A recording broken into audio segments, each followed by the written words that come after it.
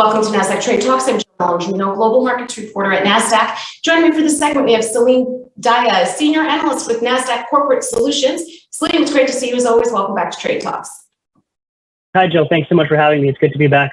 And when we spoke a few months ago, the cannabis sector was a hot topic. Attention was centered squarely on regulatory progress and retail participation. How has the sector fared since, and have there been any important developments? Yeah, so that's a really great question. You know, since we last spoke, there definitely have been a lot in the way of meaningful developments across the space. And I think to really help shape or frame how those developments have had a material impact on the broader markets, it really assists us to take a look at how the cannabis sector has performed.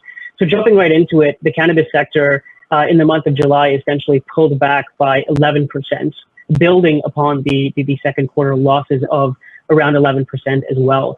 And I think what's really interesting here is that the typical disparity that we've seen between US performance on the one hand and Canadian performance on the other hand has really begun to disappear. Here we see, when we look at the distribution of losses versus gainers, we see approximately 90% of Canadian players ended the month of July in the red. That compares with 80% of US names that ended the month in the red in July. On average, Canadian players lost around 11%, while on average, US players lost 8%. So looking at the distribution of losses across both types of players, it's very clear that losses have been quite broad-based and very sustained over the month of July. And Saleem, what has prompted such a significant pullback in the second and third quarters? Yeah, I mean, another really good question. I think there have really been a lot of reasons that explain this decline, but really the most salient has been waning regulatory momentum. Progress has largely stalled on meaningful federal cannabis reform, and I think the market has actually grown increasingly pessimistic. We actually saw this kind of pessimistic dynamic play out in the market in response to the unveiling of Chuck Schumer's draft cannabis bill.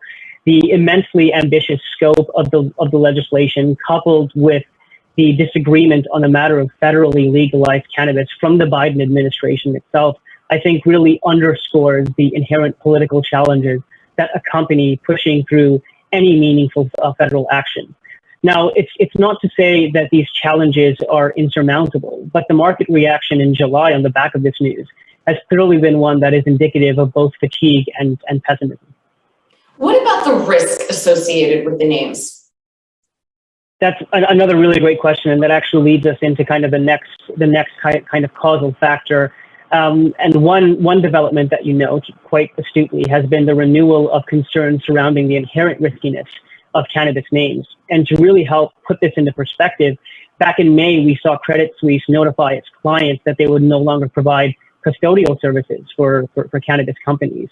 And this was in response to heavy losses that they endured during the Archegos fallout. And so for some of your listeners that may not be aware, Archegos, huge hedge fund, they took on a variety of very large derivatives-based positions across a number of large publicly traded companies.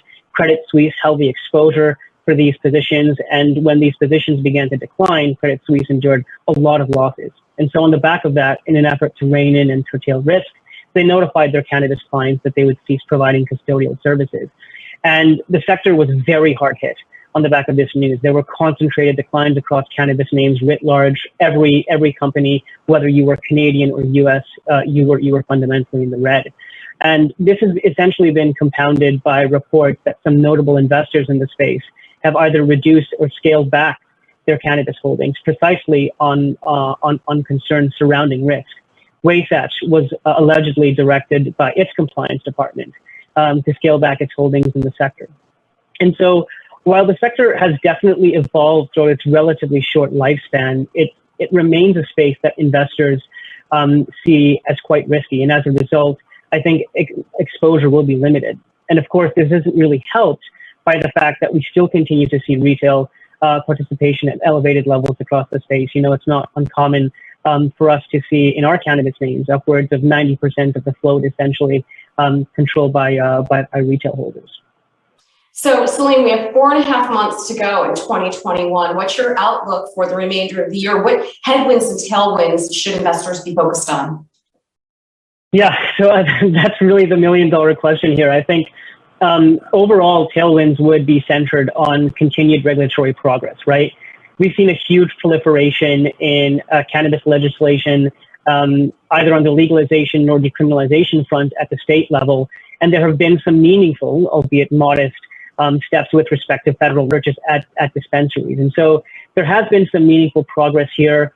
I do think that despite some of the recent challenges the sector has encountered lately, we do still see some healthy institutional interest across the space just based on preliminary data from our forthcoming Cannabis Pulse.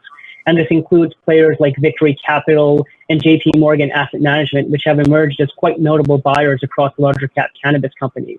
And so I think tailwinds are really focused on continued regulatory momentum and if we can sustain that. I think headwinds are really going to be centered on the extent to which regulatory momentum may stall again, right? Can we see meaningful federal reform in the next 12 to 18 months, or will it take longer? All right, Saleem, appreciate the insight as always. Thanks for joining us on Trade Talks. I'm Jill Malandrino, Global Markets Reporter at Nasdaq. Thanks so much for having me, Jill.